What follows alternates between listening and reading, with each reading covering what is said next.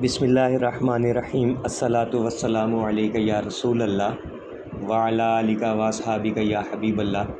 لاکھوں کروڑوں درود محمد اور آل محمد پر کہ جن کے صدقے اور وسیلے سے اللہ پاک نے ہم پر اپنی بے پناہ عنایات جاری رکھی ہوئی ہیں۔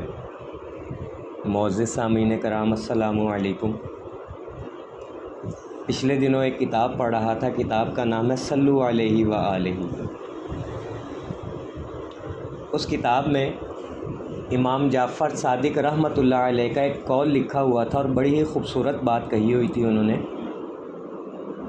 کہ جو شخص فرماتے ہیں کہ جو شخص یہ چاہے کہ اللہ تعالیٰ اسے اپنا اور اپنے حبیب صلی اللہ علیہ وآلہ وسلم کا قرب نصیب فرمائے، اس کی پریشانیاں دور کر دے، اس کی زندگی کو آسان بنا دے، دین کی طرف اس کو مائل کر دے، تو اس شخص کو چاہیے کہ وہ محمد اور آل محمد پر کثرت سے درود پڑھنا اپنا معمول بنا لے۔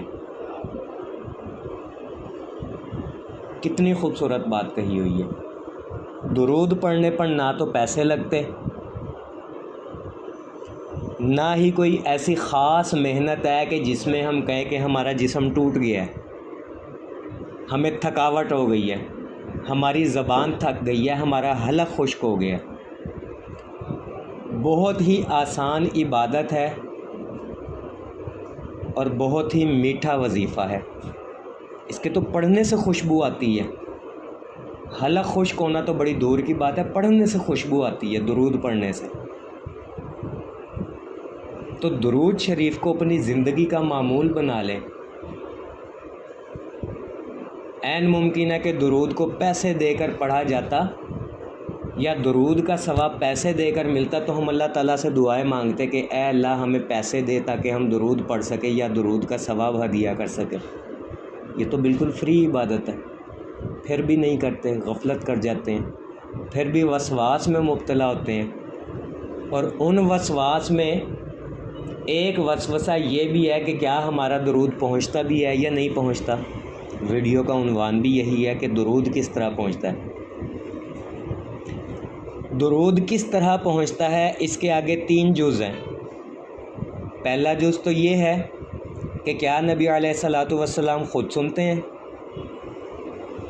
دوسرا جز یہ ہے کہ درود کس طرح پہنچایا جاتا ہے، اور تیسرا جز یہ ہے کہ درود پہنچاتا کون ہے۔ یہ 3 جز ہیں۔ سوال ہے کہ درود کس طرح پہنچتا ہے۔ اب آگے اس کے 3 جز بھی میں نے آپ کو بتائے۔ ان 3 جزوں کو ہم احادیث کی روشنی میں سمجھنے کی کوشش کریں گے۔ دیکھیں، قرآن و حدیث میں آپ کے ہر مسئلے کا اور ہر سوال کا جواب بھی ہے، ہر مسئلے کا حل بھی موجود ہے۔ بات صرف سمجھنے کی ہے، بات صرف علم کی ہے کہ آپ کو علم ہونا چاہیے ان چیزوں کا۔ جب تک آپ کو معلوم نہیں ہوگا آپ اپنے بچوں کو نہیں سکھا سکیں گے، اور جب بچے نہیں سیکھ سکیں گے تو پھر وہ آگے آپ کی نسل میں کیسے اس چیز کو جاری کریں گے۔ تو ضروری ہے کہ آپ یہ چیزیں یاد کریں، کوئی نہیں بتائے گا آپ کو۔ مشاہدے تو آپ ہزاروں جگہ سے سن لیں گے، پڑھ لیں گے، سوالوں کے جواب کون دے گا؟ اور اگر کسی سے پوچھتے بھی ہیں تو وہ تفصیل سے نہیں سمجھاتا، اپنے ذہن کے مطابق ہلکا پھلکا سا کوئی جواب دے دیتا ہے کہ فرشتے پہنچاتے ہیں جی آپ کا درود۔ کون سے فرشتے پہنچاتے ہیں؟ کون سا درود فرشتہ پہنچاتا ہے اور کون سا درود نبی علیہ الصلاۃ والسلام خود سنتے ہیں؟ اور اگر فرشتہ پہنچاتا ہے تو کس طرح پہنچاتا ہے؟ تو سب سے پہلا جز احادیث سے کلیئر کرتے ہیں کہ کون سے درود ایسے ہیں جو نبی علیہ الصلاۃ والسلام خود سنتے ہیں۔ نزہۃ المجالس کتاب ہے، جلد 2 صفحہ نمبر 110۔ نبی علیہ الصلاۃ والسلام نے فرمایا، مجھ پر جمعے کی رات اور جمعے کے دن درود شریف کثرت سے پڑھا کرو، کیونکہ باقی دنوں میں فرشتے تمہارا درود پہنچاتے رہتے ہیں، مگر جمعے کی رات اور جمعے کے دن مجھ پر جو درود شریف پڑھا جاتا ہے اس کو میں اپنے کانوں سے سنتا ہوں۔ اب دیکھیں، بات واضح ہو گئی کہ کون سا درود ہے جو نبی علیہ الصلاۃ والسلام خود سنتے ہیں۔ جمعے کی رات یعنی جمعرات کا دن جب گزر کر اور رات آتی ہے تو وہ شب جمعہ کہلاتی ہے، اسے جمعے کی رات کہا جاتا ہے۔ تو جمعے کی رات کو اور جمعے کے دن کو جو درود پڑھا جاتا ہے وہ نبی علیہ الصلوۃ والسلام خود اپنے کانوں سے سنتے ہیں۔ اور ایک دفعہ صحابہ کرام رضی اللہ تعالیٰ عنہ نے بارگاہ رسالت مآب صلی اللہ علیہ وآلہ وسلم میں عرض کیا کہ یا رسول اللہ، جو لوگ آپ پر درود پڑھتے ہیں اور وہ یہاں موجود نہیں ہیں، اور وہ لوگ جو آپ کے وصال کے بعد آئیں گے، ایسے لوگوں کے درود کے متعلق آپ صلی اللہ علیہ وآلہ وسلم کا کیا ارشاد ہے؟ تو آپ صلی اللہ علیہ وآلہ وسلم نے فرمایا، محبت والوں کا درود میں خود سنتا ہوں اور دوسرے لوگوں کا درود میرے دربار میں پیش کیا جاتا ہے۔ اب کتنی گہری بات ہے اس میں۔ اگر آپ محبت کرنے والے ہیں، محبت تو دیکھیں سب ہی کرتے ہیں، دعویٰ سب کرتے ہیں، غلامی رسول میں موت بھی قبول ہے، جو ہو نہ عشق مصطفیٰ تو زندگی فضول ہے، لیکن نماز نہیں ہے۔ ابھی ربیع الاول آئے گی، آپ دیکھنا نماز کا ٹائم ہوگا، بازاروں میں جلوس نکل رہے ہوں گے، آگے جلوس ہوگا، پیچھے گانا ہوگا، لوگ ڈانس کر رہے ہوں گے۔ ہمارے لاہور میں تو ہم اپنی آنکھوں سے دیکھتے ہیں ہر سال، باقی شہروں کا مجھے پتہ نہیں۔ تو نعرے لگا رہے ہیں، محبت کا دعویٰ کر رہے ہیں، لیکن مسجد میں اذان ہو رہی ہے، نماز کا وقت ہو چکا ہے، جلوس بند کر کے، جلوس چھوڑ کر کوئی بھی مسجد میں نہیں جائے گا۔ مسجد ویران ہے۔ ہونا تو یہ چاہیے کہ عید میلاد النبی کے موقع پر ہم میلاد کو اس طرح منائیں کہ اپنی مساجد کو روشن کریں، اور صبح سے لے کر رات تک 5 وقت نماز کی پابندی بھی مسجد میں ہو، تکبیر اولیٰ کے ساتھ، اور درود شریف کی صدائیں اتنی بلند ہو کہ پورا محلہ گونج اٹھے۔ لیکن کوئی بھی نہیں کرتا یہ۔ اپنے اپنے شہروں میں دیکھ لیجئے گا، مسجدیں ویران ہیں، تالے لگے ہوئے ہیں، بازاروں میں جلوس ہے۔ ان جلوسوں کا کیا فائدہ کہ آگے آپ جلوس لے کر جا رہے ہو اور پیچھے کچھ لوگ ایسے کہ جو ڈانس کرتے آ رہے ہو، گانے لگاتے آ رہے ہو، وہ تو ثواب کے بجائے عذاب بن جائے گا آپ کے لیے۔ میلاد شریف کو سب مانتے ہیں، کوئی بھی منکر نہیں ہے، لیکن اس کو منانے کا طریقہ اصل ہے ہی یہی کہ ہم لوگ مساجد کو روشن کریں، اپنے گھروں کو روشن کریں، مساجد میں درود و سلام کی صدائیں اتنی بلند ہو کہ ہمارا محلہ گونج اٹھے، گھروں میں ہمارے درود و سلام کی صدائیں بلند ہو، ہم اپنے گھروں میں میلاد کروائیں، بجائے اس کے کہ ہم باہر نکل کے پہاڑیاں دیکھنے جائیں، پہاڑیاں لگائیں، ناچ گانا دیکھیں۔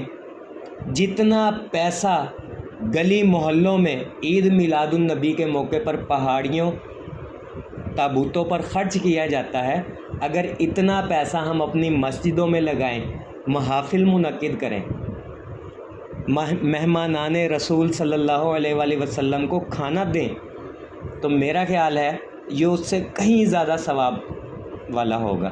اور جب یہ چیزیں ختم ہو جاتی ہیں نا، رات گزرتی ہے، تو آپ دیکھا کریں کتنی بے ادبی ہو رہی ہوتی ہے بازاروں میں۔ ہم نے خود اپنی آنکھوں سے دیکھا، ویڈیوز موجود ہیں کہ نالیوں کے اوپر گنبد خضرا بنایا ہوا ہوتا ہے۔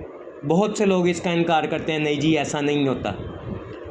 کب تک آنکھیں بند رکھیں گے؟ کب تک جھوٹ پر جھوٹ بولیں گے؟ صرف ایک جلوس کو بچانے کے لیے، صرف ایک بازار کو سجانے کے لیے۔ تو محبت کرنے والوں کا درود نبی علیہ الصلوۃ والسلام خود سنتے ہیں، اور محبت یہ ہے کہ آپ مساجد کو روشن کریں، مساجد کو آباد کریں، 5 وقت کی نماز پڑھیں، گھروں میں محفل منعقد کریں، بجائے اس کے کہ بازار میں رونق میلہ لگائیں، خواتین بھی جا رہی ہیں بازار میں دیکھنے، بے پردگی ہو رہی ہے، لڑکے بھی وہیں ہیں، عورتیں بھی وہیں ہیں۔ یہ محبت تو نہ ہوئی۔ تو محبت یہی ہے کہ ہم مسجدوں کو روشن کریں، گھروں کو روشن کریں، مسجدوں میں میلاد منعقد کریں، نعتیں پڑھیں، درود و سلام کی صدائیں بلند کریں۔ یہ اصل محبت ہے۔ اور محبت والوں کا درود نبی علیہ الصلوۃ والسلام خود سنتے ہیں اپنے وصال کے بعد بھی۔ دلائل الخیرات کانپوری صفحہ نمبر 18، اس کی یہ حدیث ہے، آپ چاہیں تو کھول کے پڑھ سکتے ہیں۔ اور قبر اقدس کے پاس پڑھا گیا درود، نبی علیہ الصلوۃ والسلام نے فرمایا، القول والبدی میں یہ حدیث لکھی ہوئی ہے کہ جو شخص میری قبر کے پاس مجھ پر درود و سلام پڑھتا ہے، میں اس کو خود سنتا ہوں، اور جو دور دراز سے مجھ پر سلام بھیجتا ہے وہ مجھ کو پہنچا دیا جاتا ہے۔ اب اس کے آگے دوسرا جز ہے کہ درود کون پہنچاتا ہے۔ امام قرطبی نے اپنی تفسیر میں حضرت عبد الرحمن ابن عوف رضی اللہ تعالیٰ عنہ سے روایت کیا کہ نبی علیہ الصلوۃ والسلام نے فرمایا، میری وفات کے بعد تم میں سے جو شخص مجھ پر سلام بھیجے گا اسے جبرائیل امین اپنے ساتھ لے کر میرے پاس حاضر ہوں گے اور عرض کریں گے فلاں نے جو فلاں کا بیٹا ہے آپ پر سلام بھیجا ہے، اور میں جواب میں کہوں گا اس پر بھی سلام اور اللہ کی رحمتیں و برکتیں نازل ہوں۔ یعنی جبرائیل امین علیہ الصلاۃ والسلام ہمارے درود و سلام کو بارگاہ نبوی صلی اللہ علیہ وآلہ وسلم میں پہنچاتے ہیں، ان کی ڈیوٹی ہے یہ۔ پہلے ان کے ذمہ تھا وحی لے کر جانا، اور اب ان کے ذمہ ہے درود پہنچانا، درود لے کر جانا بارگاہ صلی اللہ علیہ وآلہ وسلم میں۔